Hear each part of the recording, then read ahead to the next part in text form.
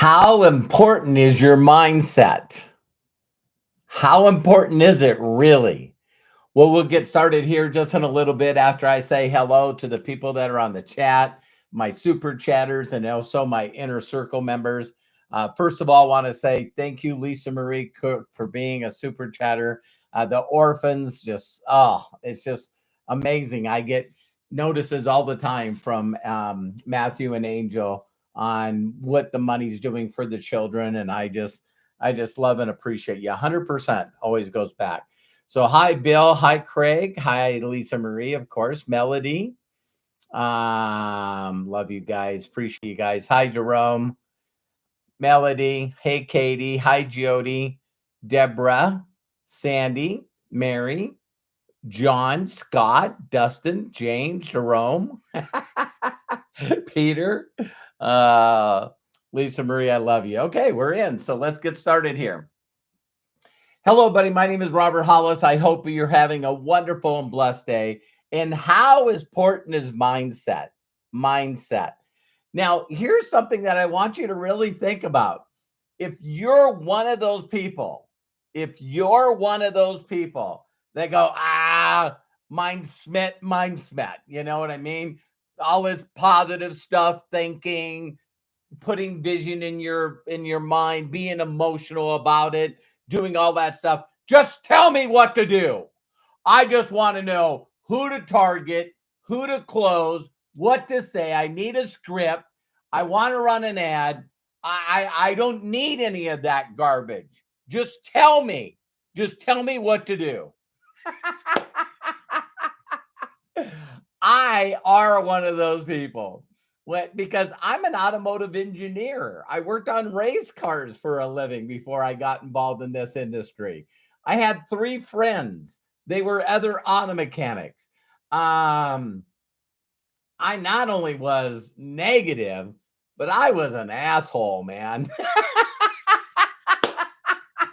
And if that offends some of you, I apologize. But I wasn't a nice person. I had a chip on my shoulder. I was an orphan when I was young. I was taken away from my parents because of all the different abuses that they had. Golly, went through a divorce. The girl I married just basically said, listen, I don't want to be married to you anymore. And I said, you're not taking my son. And she said, I don't want him. So now I'm a single father. I had a million reasons to have a chip on my shoulder, have a bad attitude, excuses. I'm dyslexic. I got learning disabilities. Abandonment, all of this stuff, right? And so all of a sudden I get working with my mentor. He starts showing me exactly what to do. And he listened to my language. And he said, Robert, listen, I need you to go to the bookstore, and get this book, The Greatest Miracle in the World by Og Mandino.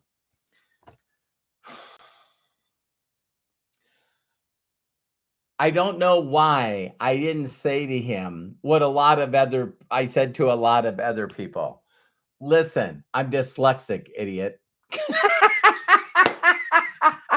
Not only do I have difficulty reading, but I have difficulty comprehending.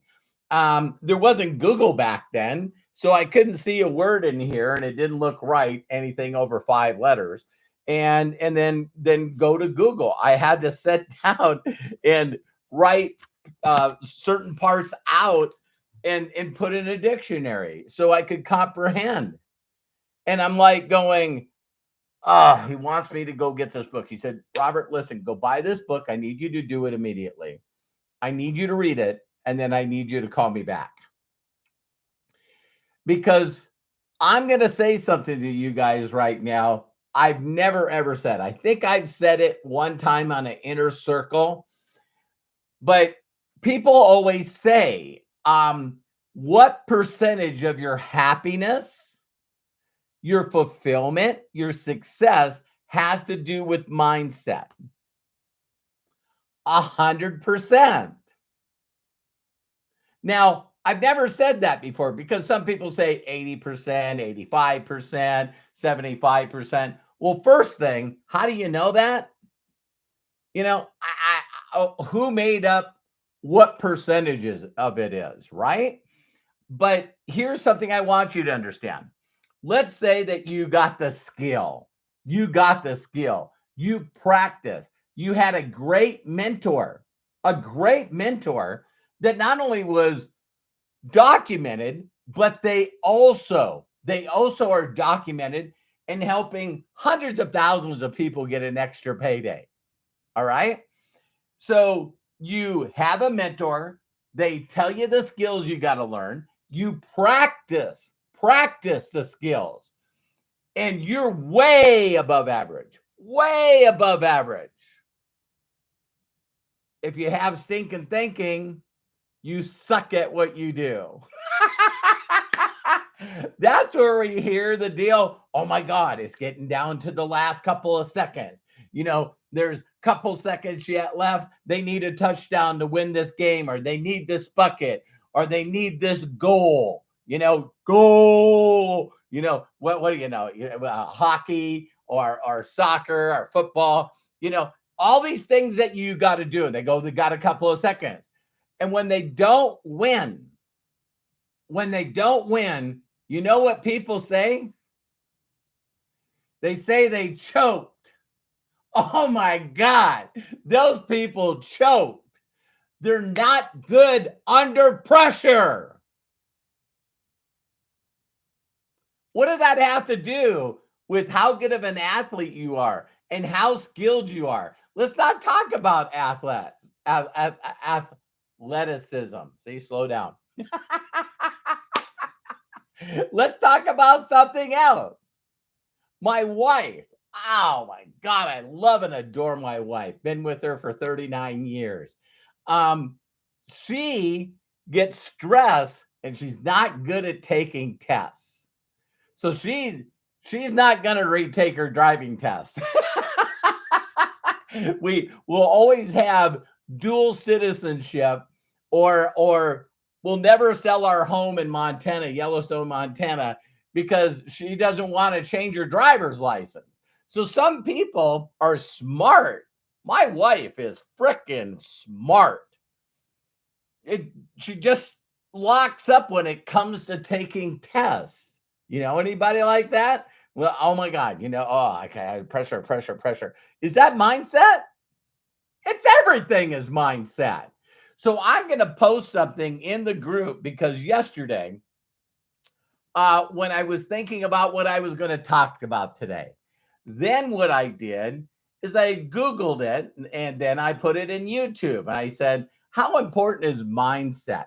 And I found this TED Talk, and you guys got to watch it because every one of us have heard of this placebo effect, right? And in a previous company, we used to sell a product, and I remember maybe it's updated. I could check it out, but I've seen the placebo effect like around 13%. 13%. And so if you watch this video, this doctor talks on a TED Talk about this incredible surgery, I guess, where they, cut you open on both sides and maybe even in the front to expose your lungs and your heart. And so here's what they did. They gave them the pain medication after their surgery to help them, recover in intensive care.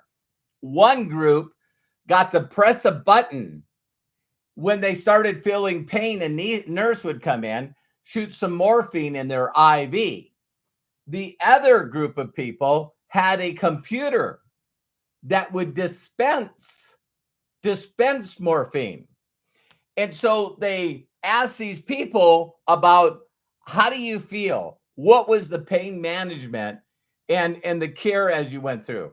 And the people that had a thought, I'm in pain, click the button, the nurse come in, and they visually seen that their recovery and their pain was way, not a little bit, way better than the people that went, I don't know if this doing it or not. I don't know if this computer is really giving it to me, right? And so they did other studies, and I'm just blown away with the studies that they did where, they're the amount of chemicals that we pump in our body. So one of it was based off weight loss, right? And calories. And so when you're hungry, there's this chemical that gets put into your body that not only gives you hunger, but it stops your metabolism. And so they gave a group of people and told them, listen, told them how great this shake was. That not zero calories, but zero sugar, zero fat, zero everything, right? And so when they drank it and they told them about the shake, there was a little bit of this chemical that was released because the body felt like it got some food, but people mentally went, I don't know if this is enough nutrition, right? Because it doesn't have, everything's taken out. So then they did a next thing, which was incredible, is then they brought other people in and some of the same people, and they said, listen, this is like a chocolate fudge decatus, amazing shake. But it's not anything to do for diets. It just has everything to do with a lot of sugar, a lot of carbohydrates, a lot of fat, it just tastes amazing. And what was amazing is that, they're measuring their blood while they're telling them this, and they're drinking the shake, and people mentally released more of the chemical because they felt more fulfilled. They felt more fulfilled. So there's two other studies in there that you watch this TED Talk. And that's what really made me understand that you can have everything, but if your mindset is you don't love yourself. So I did the video yesterday. You guys got to go watch it. But the video that I did yesterday is you just got to learn to know that you're a miracle. I know people that go get this book, they'll read it, they'll never send me a message telling me they did. But I went and read this book because I knew, see, some of you don't know this, but I knew I had stinking thinking. My confidence in being a mechanic, my posture, the way I carried myself, man, I'm telling you what, I still believe this. I still believe that I'm a better auto mechanic and an automotive engineer than I am a marketer. Now, they sure in the hell don't pay the same. It's like ridiculous, man. There's no way. I know that crew chiefs that are extremely good that don't make $1 million plus a year like I do. So there's no way, but the freedom, to make $1 million is one thing. But I believed that if I came to California, that I would work for Roger Penske. I believed that if I worked for Roger Penske, I could pick everything up one day to be a crew chief.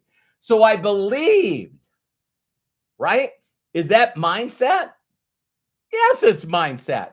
So now all of a sudden I get in a business, and the number one thing you're supposed to do is connect with strangers, give them a gift, and then ask them for a favor. I was not a people person. No confidence, no self-esteem, no posture. The first time I went out mentally making a decision that I would talk to people, and I said to myself, if I can work 8 hours for somebody else, I can work 8 hours or more for me. Got up in the morning, thought I had my head straight. Went out, in a downtown. It's crazy. I to show you how lack of confidence and belief I had myself. Here was the thought that I said to myself: where's the most people? And so I drove 2.5 hours in rush hour traffic to get downtown LA, when there's millions of people in the San Fernando Valley where I was. Reseda, Canoga Park. You guys watch Karate Kid? Yeah. So it's like I mentally wanted to give myself the best shot. I went down by the First Interstate building and I spent all day there and didn't talk to one person. Why? Why didn't I talk to one person? Mindset. Overthinking. Oh my God, what if they say rejection? What if they call the cops on me and I get it for soliciting? What if they yell at me and start cussing me out, saying, what the hell's wrong with you? A million thoughts are running through my head that just compounded. Oh my God, if I don't figure out this, then I'm not going to be able to build a group. And if I don't build a group, then what am I going to do? They say I can't be a mechanic anymore. So, just this crazy overthinking, and not in a good way.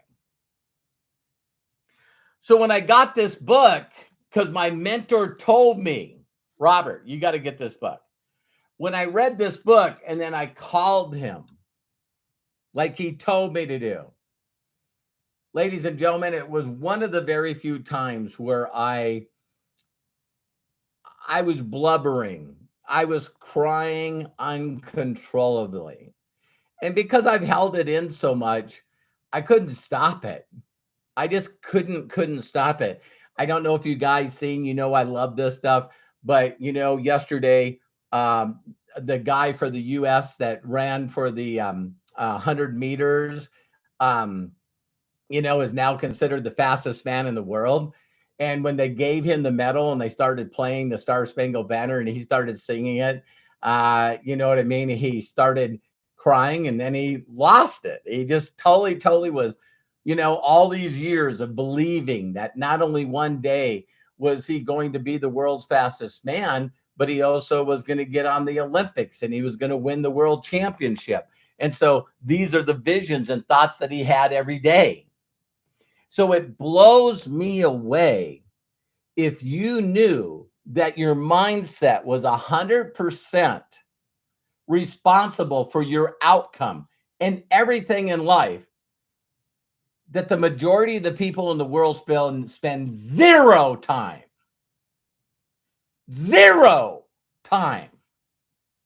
working on the thing between their ears. It's mind-boggling to me that they actually believe that they might have a little bit of ambition, a little bit of skill. They're not documented. They haven't helped anyone document. And then they go out and try. Listen to me close, not do. They go out and try and immediately get their self-confidence taken away, their patience, their overthinking. I don't know if I'm doing this right. I must be contacting the wrong people, instead of just going through the people. Like the post that I posted today. Let me pull that up really quick. It's just but anyway, it's like, I am going to pull it up. See, I thought about it and then I got to just follow it. When you have vision inspires success in others now. It's not your job to convince people to see it. It is to show it to enough people so you can find the ones that can see it. So I don't know how many people Sean Hennigan reached out to. You can go to my website, roberthollis.com/free, and get a copy of my book and read my story. I have no idea how many people Sean Hennigan reached out to, but he found one person that was the right person at the right time. Do you know, from the time that he introduced me to my mentor, I don't think I ever seen him again. When I launched this book, I found him and I called him and I thanked him. Yeah, he was doing tarot card readings by the phone, psychic hotline.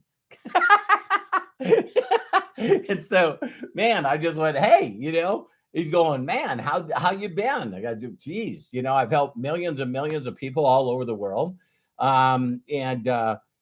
Just really, really blessed. And it's like, thank you so much for reaching out to me. And so when I read this book and I called Bill, and it really choked me up, and he goes, Robert, what did the book do to you? I said, I'm almost embarrassed to say this, but I don't remember being grateful for frickin' anything. I don't. And I now believe that I'm a miracle, and that I was created not only to be a creator, but I can learn the skills and the wisdom to help other people get their right mindset. Because here's the other thing I'll share with you guys. When your mindset is right, that's when all these what do you want to call them? Fluffy things, law of attraction, having people out of nowhere call you up. Yeah. So, Joshua Daramella and his success right now he's having in Nigeria. He connected with me. Tomas Adam and my entire group in Europe, he reached out to me. Candice Bird Davis reached out to me. It's like, because I believe. So when it told me in an assignment in here that I needed to read a chapter every night before I went to bed, the other thing I found out hanging around my mentor, and I shared this in other videos, is he made us write down. He says, if you want to really make sure this works, you need to write down a journal of how much garbage is going into your head. So I was pretty down and out then. And so the only thing that I really listened to or watched was TV before they shut off my electricity. I never thought about that till just now. I got my electricity cut off. And now I'm sitting alone with my thoughts. And that's when I asked for help. Because I cut off the negative programming. So he told us to do a journal and log how much garbage was going in. And that I, Robert Hollis, had personal control of what would go in here. And so I started reading that chapter every night before I went to sleep, but I just didn't stop for years. Not 100 days, years. And so all of a sudden, when he introduced me to other books, like The Science of Getting Rich, then my deal was when I read that book, it said, listen, if you master this book, you don't need another book. And I went, amen to that. Amen to that. And so all I did was master the things that I knew I needed to master. Master the mundane. So Bill goes, listen, can you get yourself excited? So you understand that if I'm not, and I'm going to be blunt here, if you're not daydreaming all day about who you're going to become, the wonderful becoming, if you're not all day, every day, in an emotional, excited state because of the life you're going to have and the people like your family and other people you're going to help. If you're not daydreaming every day, then you don't have a good mindset. Because if you think about connecting with strangers on social media and your first thought is, geez, for the love of God, I freaking hate this. I'm not good at it. People don't reply. They try to pitch me on their program. They ask me if I want to. Oh my God, I hate. I don't like it. I'm not good at it. Listen, everyone sucks at the beginning. But I knew without a shadow of a doubt that I would find a person that wanted to make more money than me. I knew that if I introduce a short video of my mentor to somebody and the person sees, wait, what? This person's made $4.5 million? Oh my God, I'm going to freaking crush this. And I knew that I just had to get that video out in front of as many people as I could, because I believed that if Bill Gould or somebody like Sean could find me, that I could find me. And I do that through the theoretical example and getting people excited. So I need to get excited. What else do I need to do? Sort. I have to go through all the grains of sand, and grains of sand being like prospects or individuals. I knew I had to go through a lot of sand, a lot of dirt to find the diamonds and the gold. And I didn't care. I didn't care. If I knew they were there, how fast can I move this frickin' dirt? Did I find a ace? Or did I find a diamond? Did I find a piece of gold every day? No. No. I was lucky if I found one like every few months. Did you guys hear that? But you find one person that wants a full-time income, then that will pretty much double your income if you got a job. You find two, you get to leave your job. You find three, that's pretty close to 8 figures a year, 7 figures a year. So you just keep finding them. So for those of you that will not take time every day, a number of times during the day, to get your mindset correct, just quit. You'd be doing yourself a favor. If you can't discipline yourself, and also down here, Craig posts the 6-phase meditation.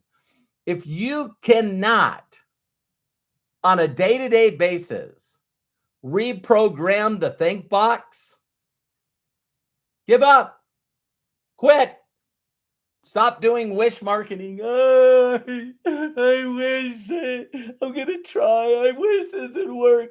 Oh, I hope. Isn't it going to be cool when you can walk away from your job? Oh, I hope so. I hope so. It's going to come. Not with your mindset like that.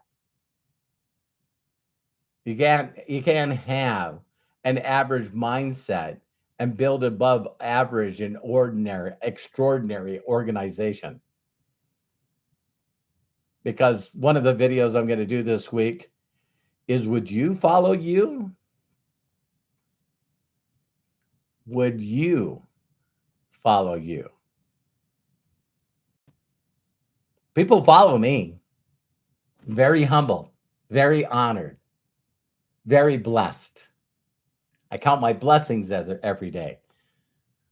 Very, very blessed, deeply loved, highly favored. So get your mindset right and magic will happen. Think that you don't want to work on your mindset, I'll pray for you, because you're going to be struggling. Love and appreciate you. If no one has told you that you can do this, let me tell you that you can do this. You can do this. If no one's giving you permission to be happy and successful, let me give that to you. That's what my mentors gave to me.